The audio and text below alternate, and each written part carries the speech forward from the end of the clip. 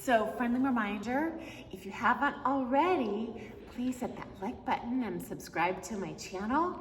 It is free. This is not monetized at all for me. I don't make any money. I just love when you subscribe.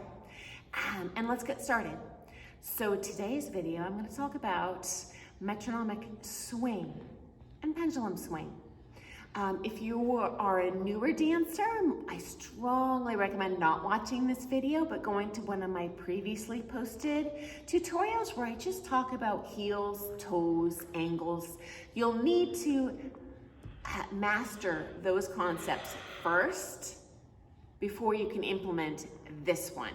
I know it's frustrating because we want to learn everything at once as a dancer, but it's just like learning to read and write. You don't start out as a child learning how to read a full adult novel, right? You start with very simple sentences, very short words, and then you build and build and build. Well, dancing's the same way. So here we go. Just a reminder. A pendulum swing works like this.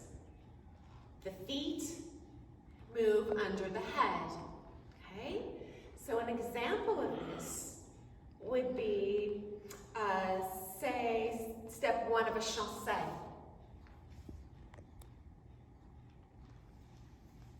Do you see how the foot went? Instead of, which I commonly see. So I'll show correct again. Just the foot. That's what creates the pendulum swing. And ladies, I'll show that for you. Good.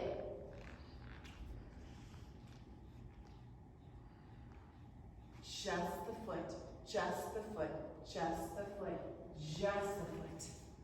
As opposed to not so good, and ladies, we want to stay behind him and low, even come farther behind the momentum than he is. We're lower, so we have more complete shape. Here's the bad one.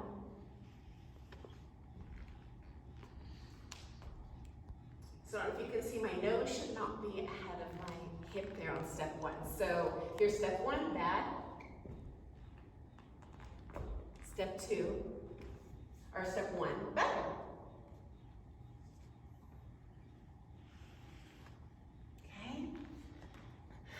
Secondly, we have what's called a metronomic swing in our dancing. So instead of the base going under the body goes over the base, okay? And overall, there is more pendulum swing in the ballroom dances than metronomic swing, but metronomic swing is usually a part at each step, usually towards the end of the step. Depends on the figure, and you can ask your teacher to look at individual figures. For today, I'll show it in a chassé, just because that's the easiest place to demonstrate it. And we would have metronomic swing at the end. So, and I'll show this as lead first, okay? So, pendulum, pendulum, pendulum, metronome. Did you see how I rose at the end over the top of the foot?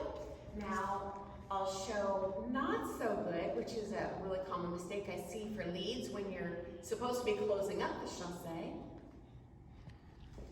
Upright and behind, and you let the feet get away. That ends with the pendulum swing, and she's not going to feel lead too close to you to go into the natural turn. I'll show good again. We're in promenade, pendulum, pendulum, metronome, okay? Ladies, the same applies to you, and I want to rise even less than him. So we want to be always lower than him and soften the knees. That way, if he changes his mind on the angle, you're not going to end up in a wing position, and then you'll be tempted to pull on you. But if he's pulling on you, it might be your fault if you're not thinking about a short and low metronomic swing. So, for lady, pendulum, pendulum, pendulum, metronome.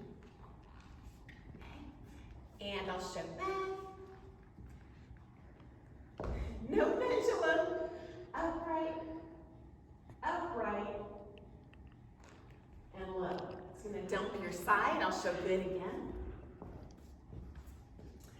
Pendulum and metronome, okay? Another little cheat you can use if you don't have access to a teacher at this moment and you're trying to figure out a figure is generally that pendulum swings in the beginning, generally the metronomic swing is in the end. And because in a pendulum swing, the feet move underneath, those tend to be your bigger steps in your dancing.